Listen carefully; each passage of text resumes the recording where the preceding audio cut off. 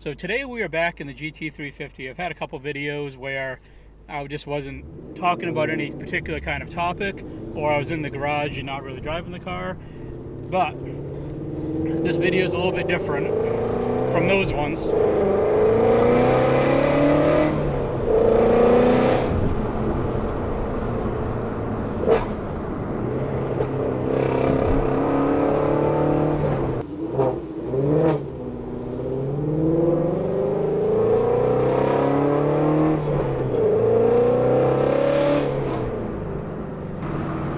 I did mention in a recent video that the Terminator Cobra and even the Shelby GT350 weren't the only cars I've ever wanted to own. And over the past 6 years of wanting to get one of these GT350s, there's been other cars that, I've thought about buying, especially over the past probably 8 to 10 months. Before I bought this car, there were other ones that I was looking really, really hard at buying. And by that I mean ones I did a lot of research on, did a lot of just reading up on, videos, everything to get as much info about them as possible, because I knew that whatever car I wanted to buy next, I didn't want it to be the wrong decision for me.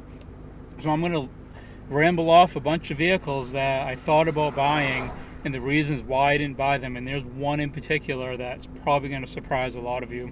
One of the cars I was looking pretty hard at buying was one of the early GT500s. I would love to have a 20 to 22, but that just couldn't happen at this point in time. So I was looking at the 07 to 08s, and I was also looking at the 2013 and 2014s. Now I think it would be great to have a 13 to 14 GT500. 662 out of the box, supercharged already, a lot of power, a lot of fun. But I think the main reason why I didn't go with a 13 to 14 GT500 or an earlier one like an 07 or an 08 is that it pretty much came down to it was too similar to what I already had with my Terminator. It was a factory blown car with a lot of horsepower, and it didn't really deviate a whole lot from what I already had with my Cobra. One of the main selling points of getting the GT350 was how different it was from everything else that I have on this list that I'm going to mention. And it just offers so much more in terms of performance. Like, you can't compare the handling and the trackability of a GT350 compared to a 13-14 GT500.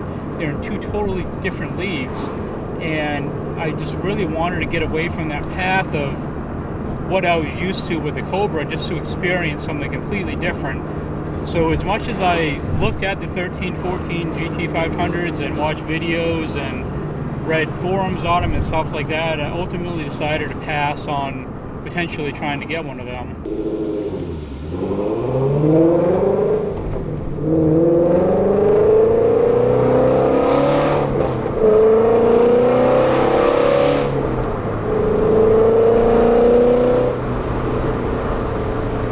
Now, one of the other cars I considered about getting was an 03 to 04 Mach 1.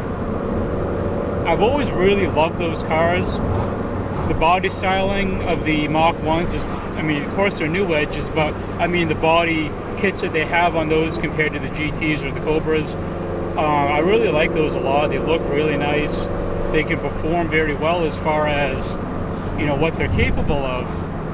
But the main reason why I really shied away from getting an 03-04 Mach 1 was that it didn't offer any real big performance enhancement over what I had with the Cobra. You can't make the same kind of power with them, and they don't handle and perform as well as the 350s do. So they kind of fall in that in-between area where they're awesome cars. I really do like them, and I, honestly, if I could have like an unlimited amount of cars that I wanted, I would definitely have a 03-04 Mach 1, but it just didn't really seem to fill that void of what I wanted with getting another car. So I made that jump from the Cobra with big raw horsepower to refined performance with the GT350, and the Mach 1 just didn't really seem to just excel at either one of those categories, so I kind of decided not to go that route with one of those either. So now a lot of you are probably wondering, what's the one car that you probably didn't expect to be on this list? It's not surprising that it's on the list. You're probably going to find it surprising that I didn't buy it, because this was the #1 car that I was really looking hard at, where I had some pretty in-depth conversations with the owner about trying to buy it. Now, a lot of you probably noticed that I re-uploaded the 2000 Cobra R video that I did with my friend Mike a couple summers ago. I took that video down last fall. I took it off my channel. When I re-uploaded it, I severely edited it. I took out everything with the AMG and with the Saleen Cobra. The reason I did that was because that video got a lot of views, and I wanted it back up on the channel, and it's done well since going back up with everything cut out of it. But the reason why I took it down is a lot of you are probably thinking the Cobra R I was looking to buy. I wasn't looking to buy Mike's 2000 Cobra R. I was looking to buy his 2004 Saleen Cobra. If things had gone differently, I probably would have ended up with it. And what I mean by that is, we were in talks last fall of, I texted him one day and I said, "Hey Mike, are you interested in selling the Saleen?" Little backstory on the Saleen Cobras for 03 and 04, there's only 29 of them that were ever done. Mike's is one of 3 done in black.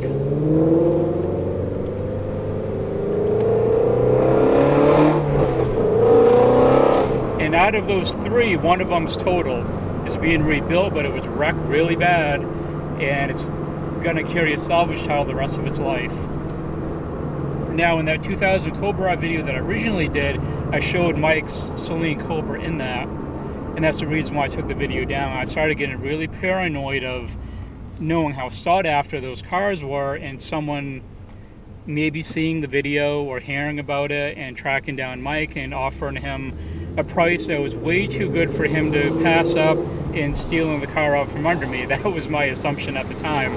So I pulled the video down. Now, going back to last fall, we had made plans for me to come by and actually check the car out. He was going to take it down off the lift, and I was going to, probably take it out for a drive and really look it over and everything else. The day came where we were supposed to do that, and Mike texted me and said that it was, and I agree with him, it was a lot of work to try to get the Saleen down off from the lift. You had to move the AMG out, had to move the 2000 Cobra R around to get the Saleen out. A lot of shuffling. It needed a new battery. The battery in it was dead. So it was just a lot of juggling to try to make it work. He said, "How about we postpone this until the springtime," meaning this spring of 2023. "And if you still want the car at that point, we'll talk and we'll work something out." I'm like, "All right, we'll do that." And I obsessed all winter about buying this car. I was going to have a 2004 Terminator and a 2004 Terminator Saleen Cobra, one of 29 and one of 3 in black. And that was gonna be the big channel reveal in the spring. It ended up being the GT350 instead. So you're probably wondering, why did I decide not to buy Mike's Cobra? Before we get to why, though, we didn't talk about price. I'm not going to get into too many details about his valuation of the car, but let's just say that there was a very, very strong possibility that I could have walked away with that Saleen Cobra for what I paid for this car, or very, very close to it. And even though we never threw out price, I know what he'd sell the 2000 Cobra R for if he ever wanted to sell it. He told me, "This amount will buy it." I'm not going to say what that is, because I don't want people tracking me down to try to buy it from him. It's up to Mike if he ever wants to sell that 2000 Cobra R. Same thing with the Saleen. I'm not trying to sell it for him through my channel. He doesn't need me to do that. Those cars will sell like that when he puts it up for sale, if he ever does. So why I didn't buy it, without going into a long drawn out story to tell you the big reason at the end, the real big reason was that it was too rare and too special to really ever drive it. I have an absolute blast driving around with this car. These are rare, these are special. They're not a 1 of 29 car though.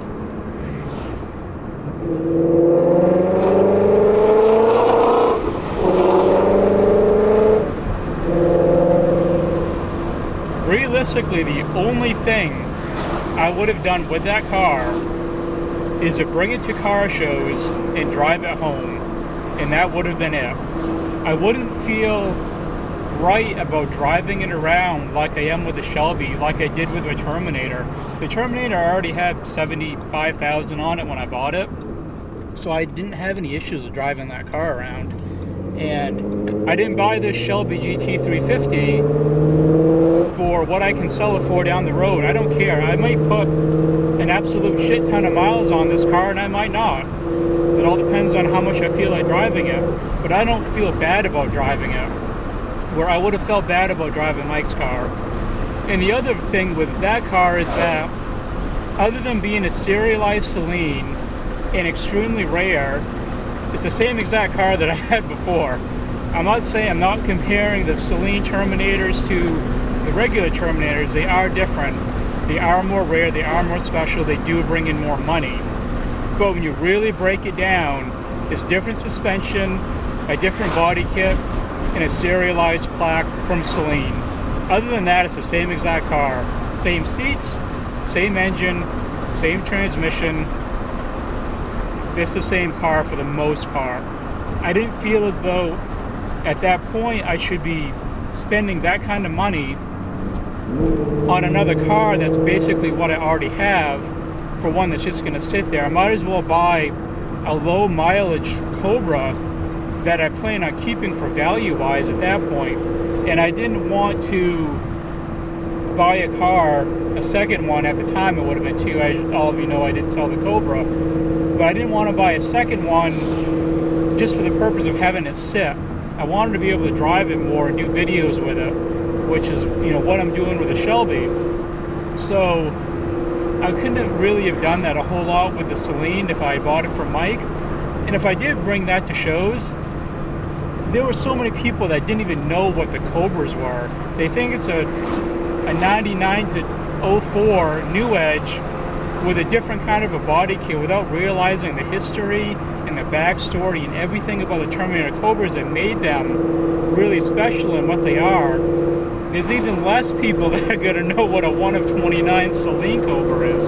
So other than going to like big nationals, like the really big national shows for Mustangs, no one around here is going to know what the hell that car was. So it would have been buying it to tell people online, yay, look at what I have. I have a Celine Terminator Cobra, 1 of 29, 1 of 3 in black, and that's as far as it would have went. And just as an honorable mention, this kind of goes in line with the 2020 to 2022 GT500s. The only thing that's stopping me from getting one is the price, because if that wasn't an option, I would get one, and that's a Dodge Viper. Preferably one of the newer Gen ones, the Gen 5s, I think, were the last Gen Vipers that they made. See a lot of people in forums and the Cobra. I'm still in all the Cobra groups. I haven't left the Cobra groups just because I don't have it anymore. Still love the cars. They're still amazing. I still follow all the groups and stuff. It's funny watching the people whine and cry about the price of Terminator Cobras, and I feel like saying, you poor simpleton idiots. Why don't you go look at the price of Vipers if you want to cry about something? Because the price of, it doesn't matter, new gen or older gen Vipers are ridiculous. I don't think it was just COVID, because I think the whole COVID pricing is done with at this point. The Vipers are incredibly expensive right now, and as much as I would like to get one, I can't make that happen without selling the house and downgrading everything and buying like a studio friggin' apartment somewhere. That's what it basically would have to do to afford a Viper at this point. And as I said in the Cobra video when I sold it, I'm trying to minimize a lot of stuff and save more money and make more money and all that stuff that I talked about before. Buying a Viper does not accomplish that. So that will cover the other cars that I put serious thought into buying and doing research on, and I would say would have bought under the right circumstances kind of cars, but in the end I ended up with a Shelby GT350. No regrets at all. I frigging love this car. It's such a blast to drive. It's so good. If you haven't seen the review video of it, I'll link that up there if you want to check that out, of all my thoughts on this car, the good and the few bad with it. But I'm glad I ended up with this car. I'm glad I've been able to experience it. I may keep this car for a really long time. I may move on maybe to a 20 to 22 GT500 at some point. I don't know. That's what's great about the future. You never know what's going to happen. But I hope you guys enjoyed the video. If you did, throw it a like. But above all else, thanks for watching.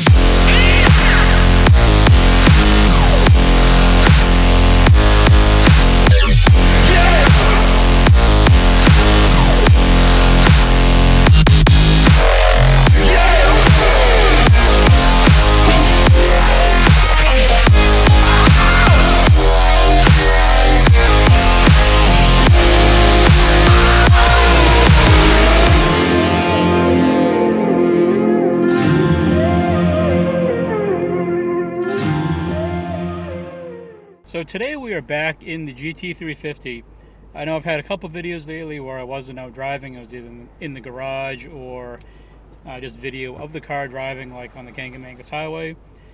But this is a video that I thought of doing a little while ago, where obviously I wanted a GT350, but in that time frame between buying this and the time when I